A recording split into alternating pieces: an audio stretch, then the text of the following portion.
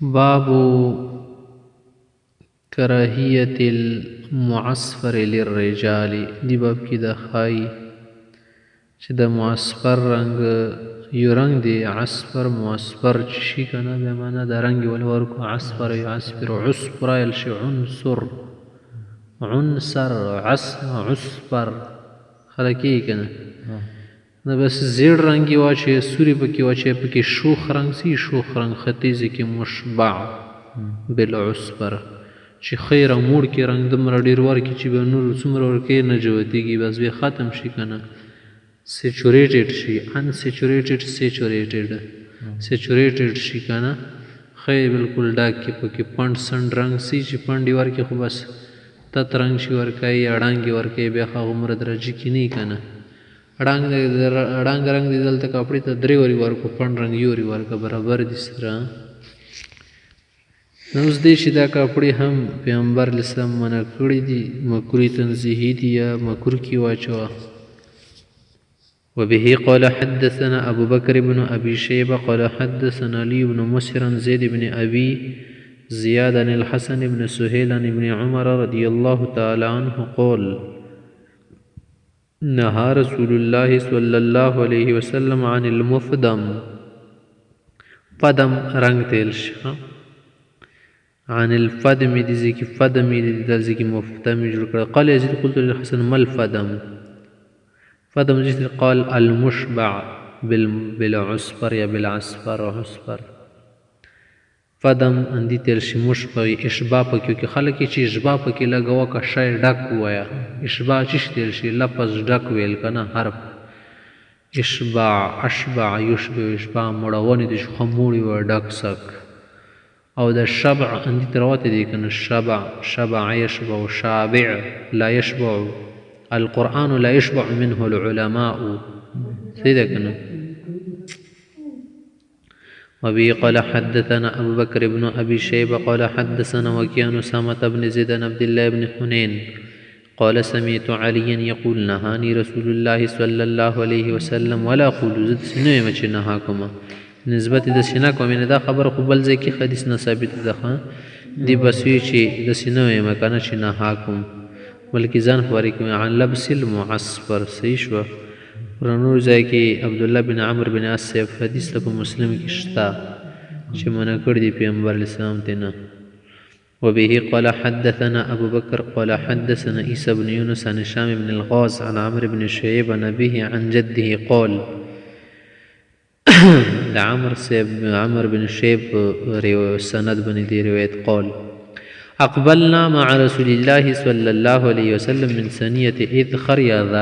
ذاخر جمع کوم غونډۍ د کنه دي ځای نه مو پیغمبر علیه السلام سره راتلو فالتفت إليه وعلي ريطة مضرجة بالعصفر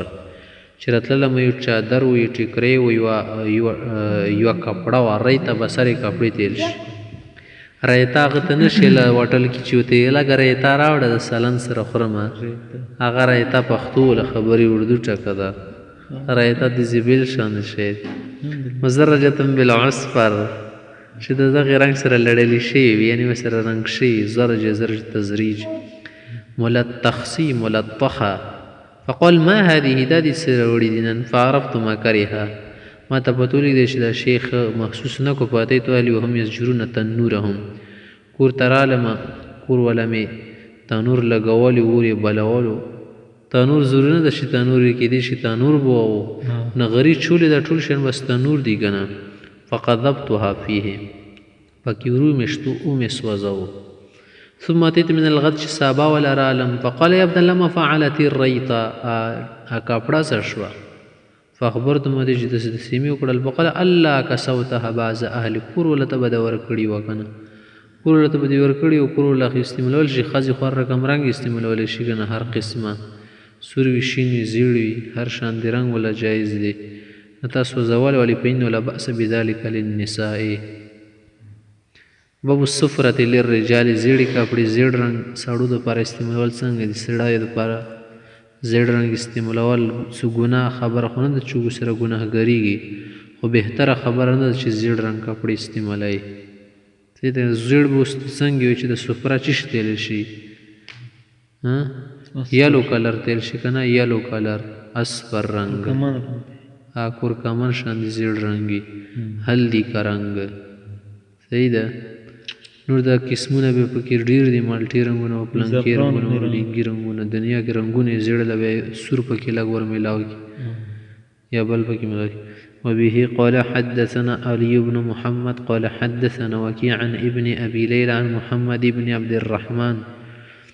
عن محمد بن شرحبيل عن قيس بن سعد قال أتانا النبي صلى الله عليه وسلم فوضعنا له ماء يتبرد به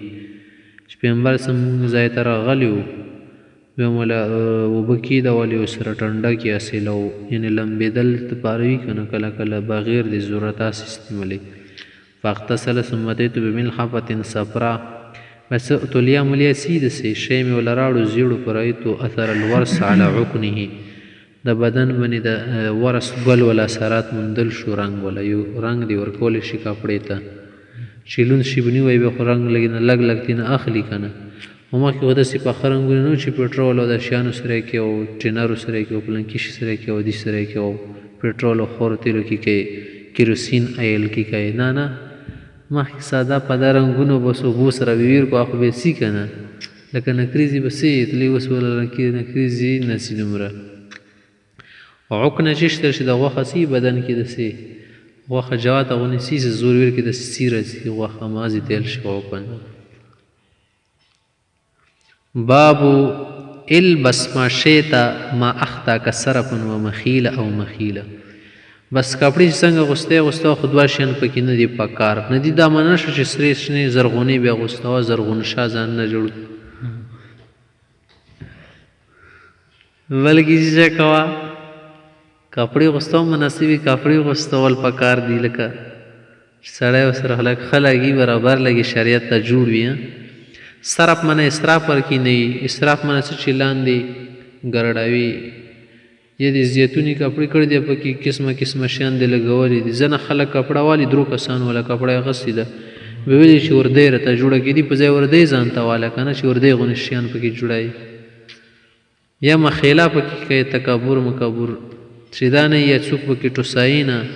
او بل چا دپاره نه اغوندي که نه چې له څوک متوجه شي هلته کې وغیره وغیره وبه قال حدثنا أبو بكر بن أبي شيبة قال حدثنا يزيد بن هارون قال أنبأ همام عن قتادة عن عمرو بن شيبة نبيه عن جده قال قال رسول الله صلى الله عليه وسلم كلوا واشربوا وتصدقوا خریس کې او صدقې لګي کوئ والبسوا ما لم يخالط اسرافا او مخیله خدا دا چې پکې دغو شیانو کې اسراف او مخیله نه وي ان د خوراک ولا شی دي ته پکې اسراف کوي ګناه شو تکبر پکې کوي ناست هلته مشی دي خوړلي مونږ ته د نیغ نیغ که شوګر مشیانې خورم ښه ته خوړلی نه شي دا د تکبر که ښه نه شو حلال شی دی او ځان دپاره د خپله خراب کړو که نه ویې خره اوسې څه په نیغېږي ځنه خال وي که نه خوراکونو کې بل باندې هغه خیرڅوي ربونه خرڅوي په که نه ربونه په خرڅوي غټو غټو ځایونو کې تویږي رتویږي غټ وټل کې هسې تش ورختله و خو دې دپاره چې تا مې وګورې لکه دې دلته خوراک خوړلی دی هلته 3000 وله به خوري بل شان نه شي خوړل 50 روپۍ باندې ډایرکټ وباسي هغې ځای 50 روپۍ دلته چېرته ملي باب من لبس شهرة من الثياب دی باب کې دا وایي چې د شهرت ولا کپړې دی واغوستلې دا ګناه ولا خبره شهرت ولا کپړې څه ته ویلی شي شهرت ولا کپړې مقصد دا وي چې هغې د رجینۍ خو کپړې داسې غوستولي که نه چې جان مشوره غواړي چې نابلده کس دې وګوري در باندې غلطېږي لکه څیز خو په چا باندې غلط شوي وم خلک یې که نه چې زه خو پاسې غلط شوم ولا کپړې کټن ولا غوندلې وي پینونه یې مخ ته 3-4 چلمه چې ته سم به تلې مافتی شي دلته رالم روپیر نو